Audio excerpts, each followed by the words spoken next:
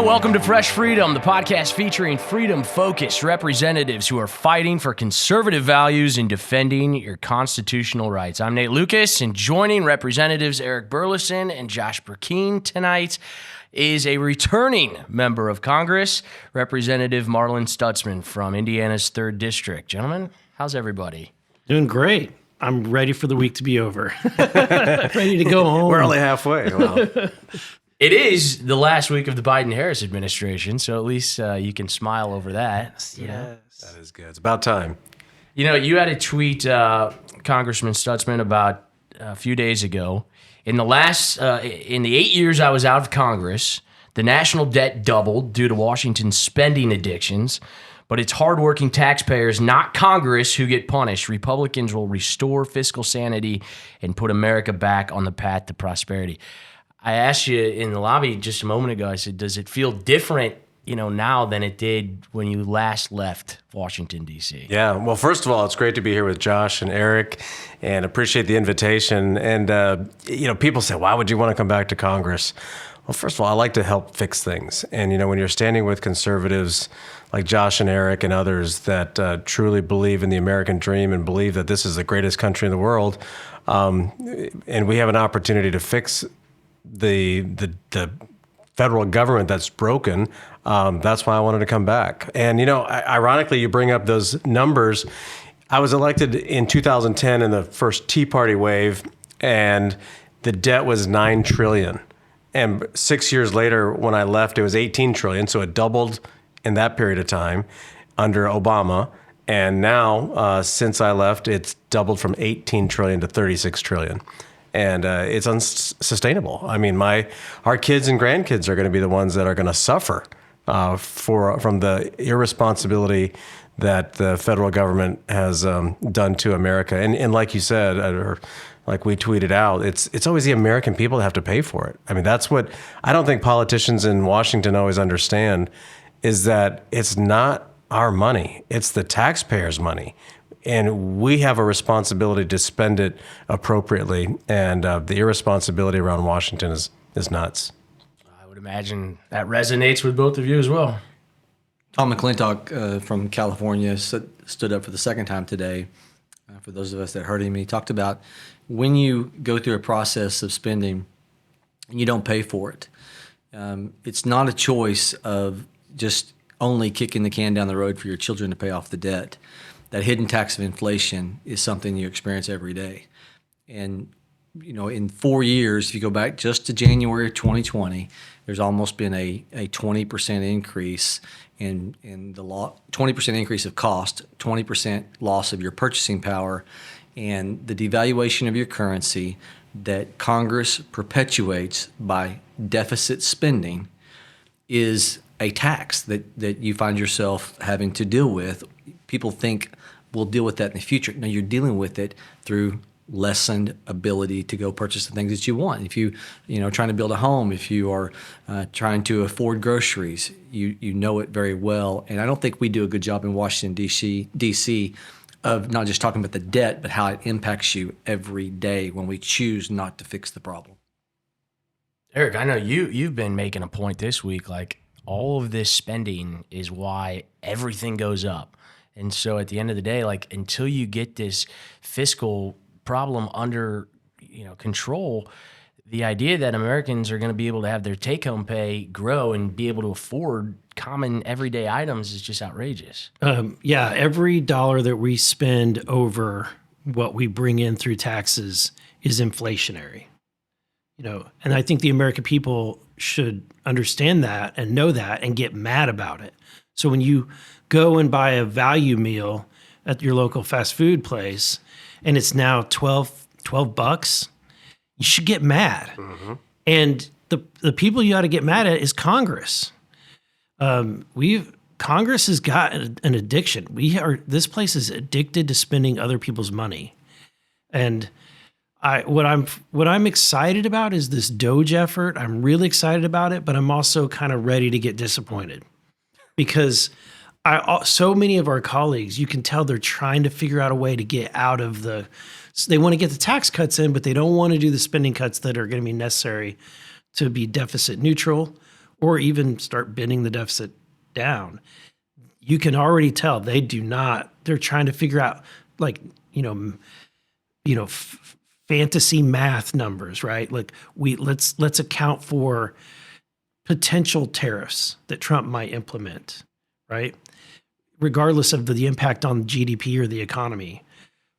They're trying to account for a 4%. If we cut these taxes, we really believe with these tax cuts and right that they're going to grow the economy, and I do too.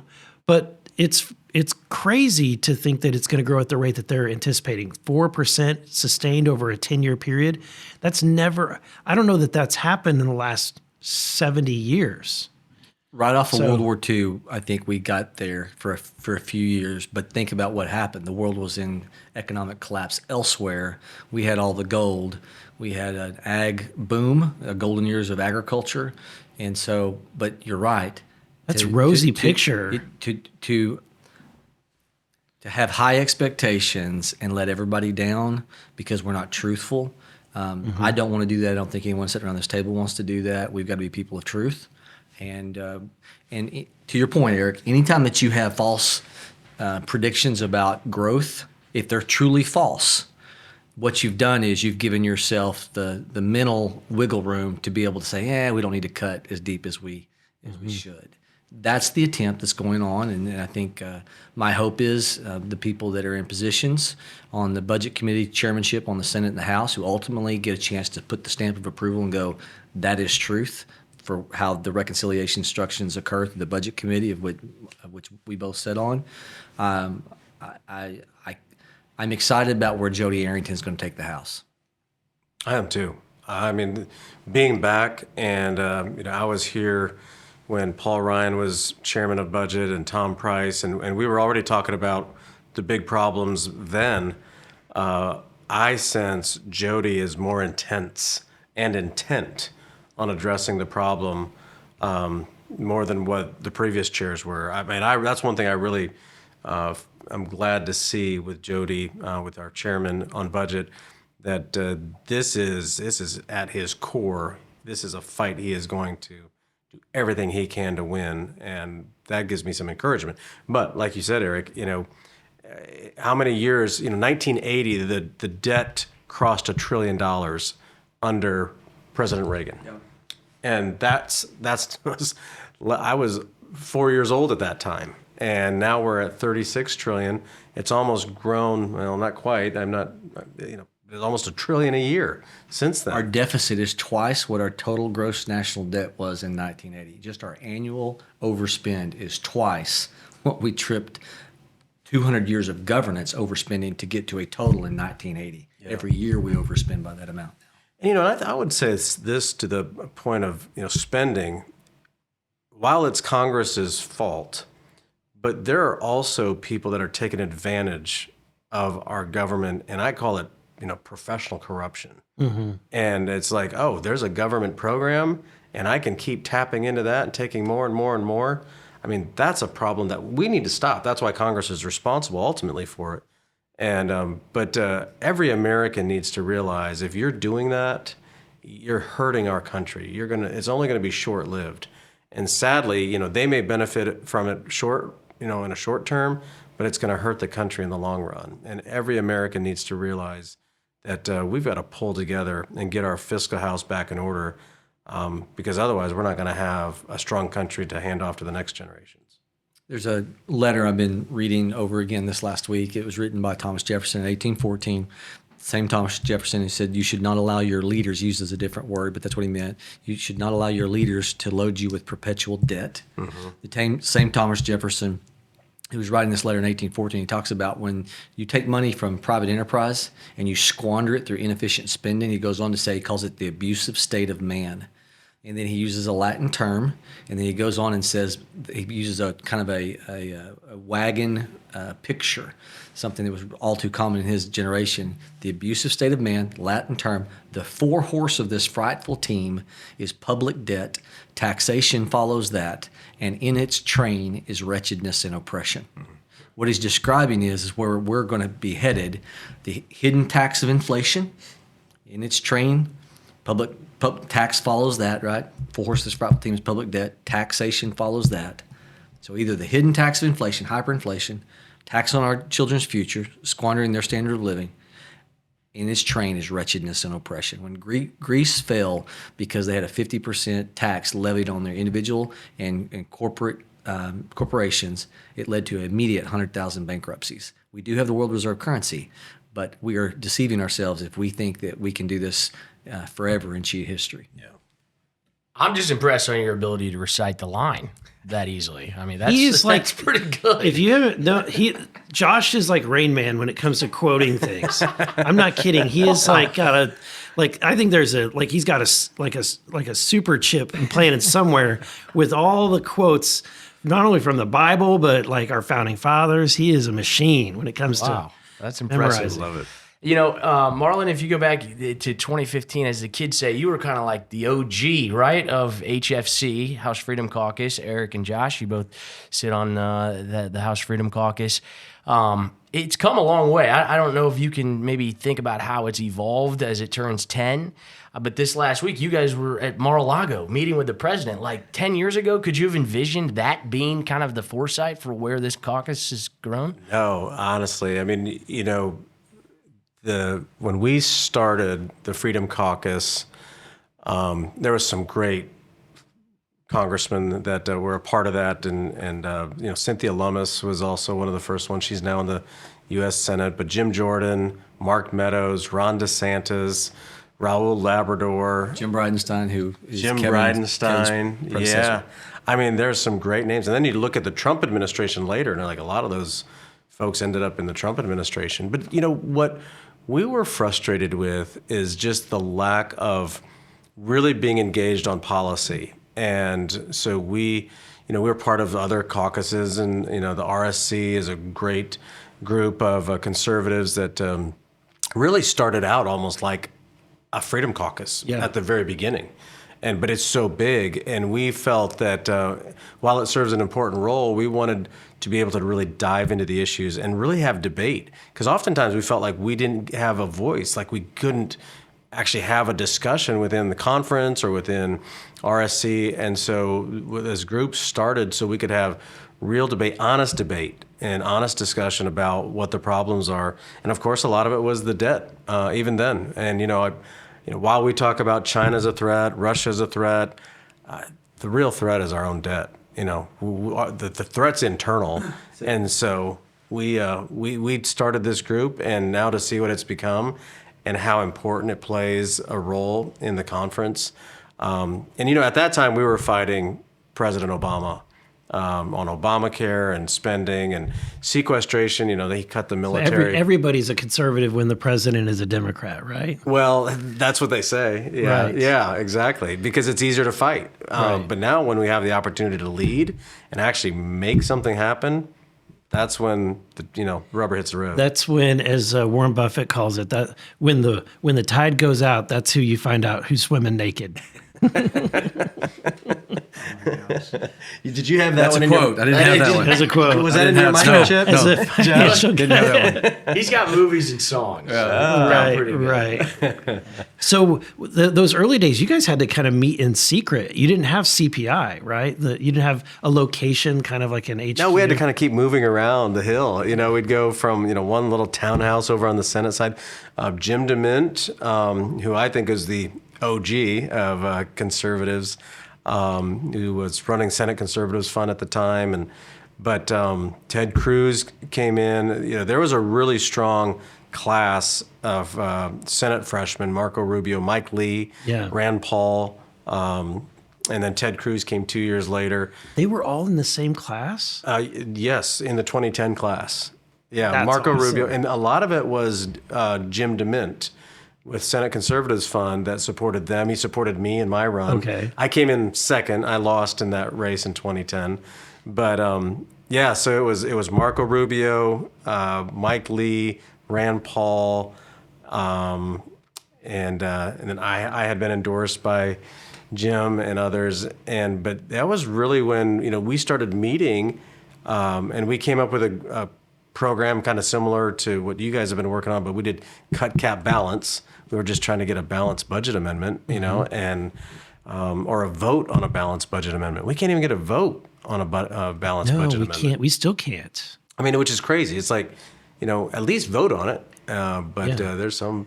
Well, and I brought it up during these discussions about what will you guys be willing to do? What would it take to raise the debt ceiling? And I said, if we can include a balanced budget amendment in that, suddenly my paradigm shifts, and I'm willing to raise the debt ceiling.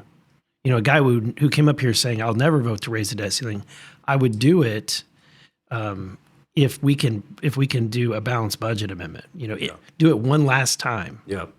something like that. One of Thomas Jefferson's greatest regrets was not having a balanced budget amendment in the Constitution. I didn't know that. It was. I was in a microchip, and I hope it was programmed correctly. Josh, I'm disappointed you didn't know that. Does it annoy you at all when you read anything, a quote from an HFC member, hardcore right wing? Yeah, it's we are where the country was as a whole, even as far shortly back as the time of Clinton when he's in the White House. Not fully, but I'll give you an example. When I went back and looked this up, when Clinton would talk about changing tax structure, you'll find quotes where Clinton would say to drive down the deficit. Now, Clinton was not a conservative, but now you have a president of the United States, Joe Biden, who introduced last year before, $5 trillion over 10 years of tax increases. Guess what every bit of it did? It went to new spending programs. I mean, the left keeps marching, and sadly, even those within the Republican Party are getting drifted with it. And that's the sad reality of where we're at in this country. We are so far removed from 18 enumerated powers, a limited government, not a small government, but a limited government. As Warren Davidson likes to say, a government small enough to fit inside the Constitution. And for anybody who saw Thomas Massey's quote a month or two ago, I loved it. I don't know if I've told Thomas this, but he said, if everybody's mad at me for voting no, you do realize every time I vote no, it's usually about spending. Now, for those of you who complain about our reckless deficit spending up here, tell me why I shouldn't have voted no on that. And maybe I'm not voting yes enough, but the reality is he's hitting a nerve, and he knows it. Everybody wants you to stop the reckless spending, but for some reason it doesn't compute that all that we do in D.C. usually is add more spending programs up here. I don't want to ask an uncomfortable question, but I mean, it does seem inevitable. Everybody feels good right now. The inauguration coming next week. It's like this unified Republican Party. Dogs and cats living together. That's right, dogs and cats living together. But at some point, this conversation, whether it's reconciliation bill 1 or 2, it's going to come to a head where it's probably going to raise the debt, which is going to go against your ethos. So then what do you do? Number one, hoping for a miracle that we don't raise the debt. I think I'm proud of some members in our conference I never would have thought would stand at the microphone and say some of the things that they're saying. Eric and I just had a conversation about one. It's like, wow.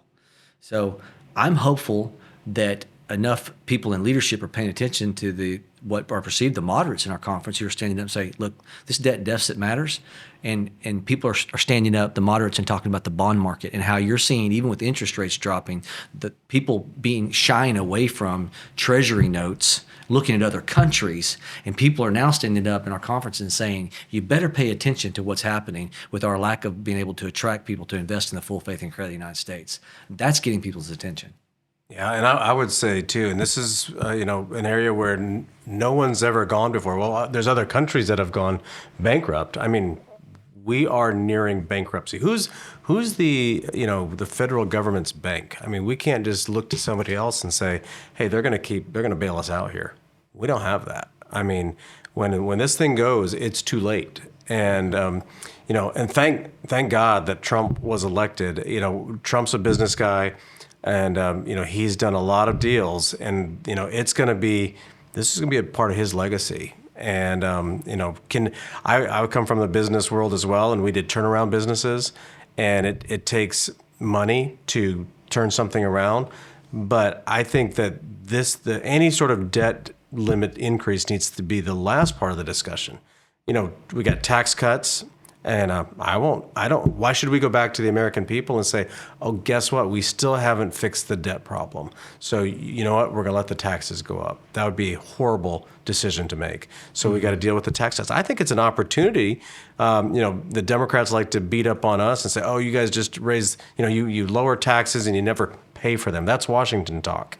The economy grows and there's more velocity in the marketplace.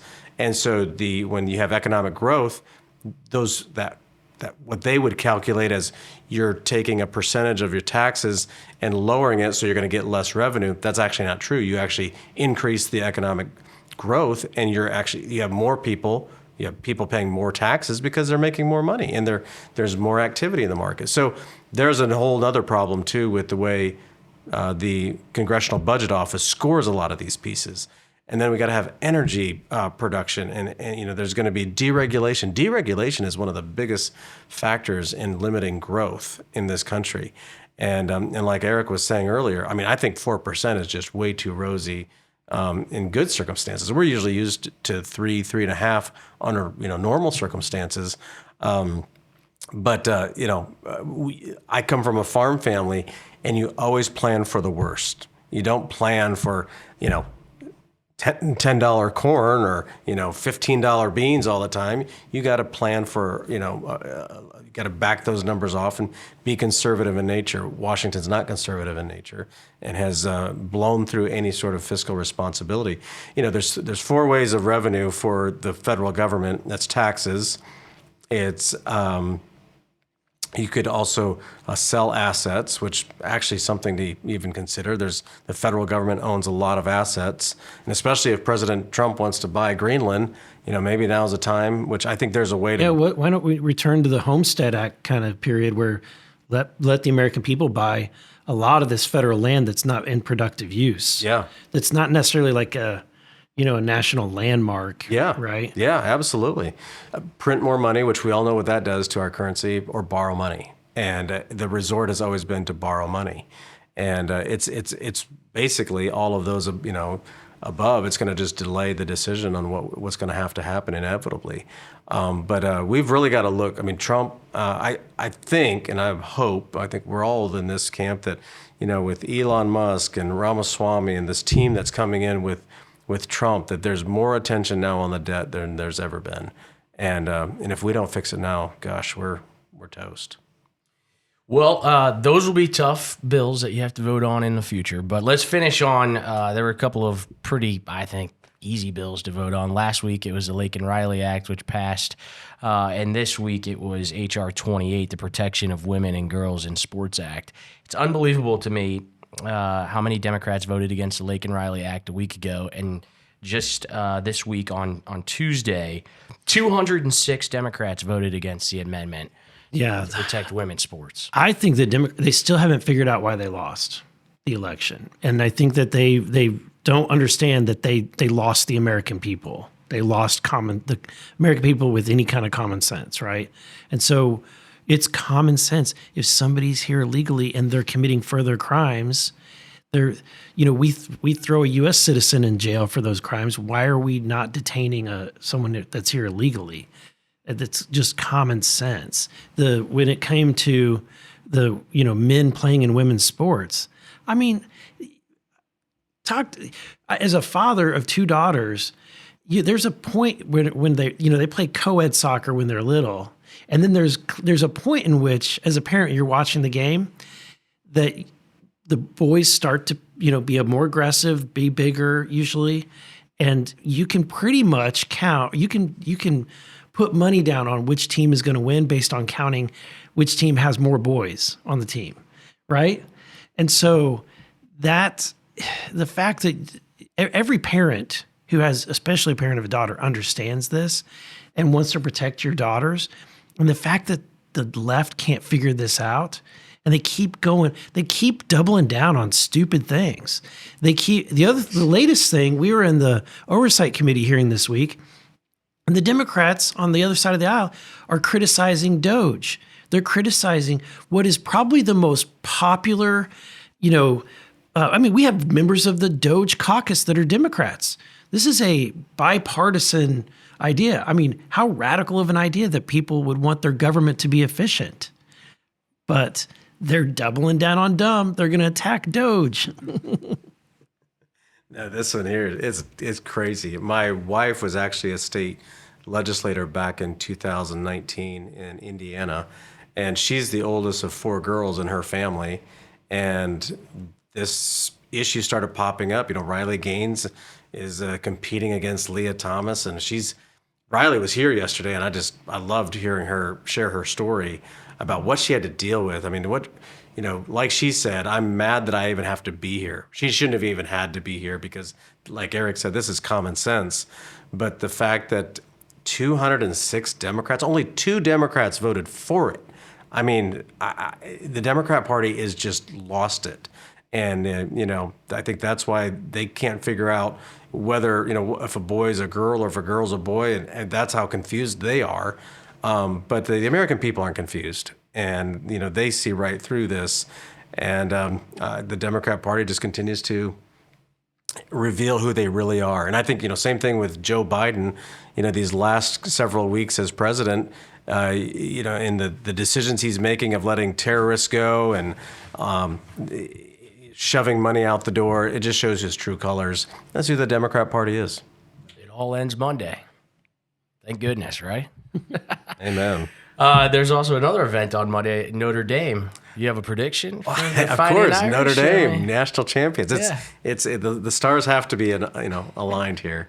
So, of course, being in the Big Ten, Indiana, it's hard to root for Ohio State at all. But no, I'm so excited for Notre Dame and the turnaround that's happened there. So it's going to be a good night, I believe. Awesome. But if not, Trump's going to be president at the end of the day. It's a win-win. It's going to say anyway, no matter what happens.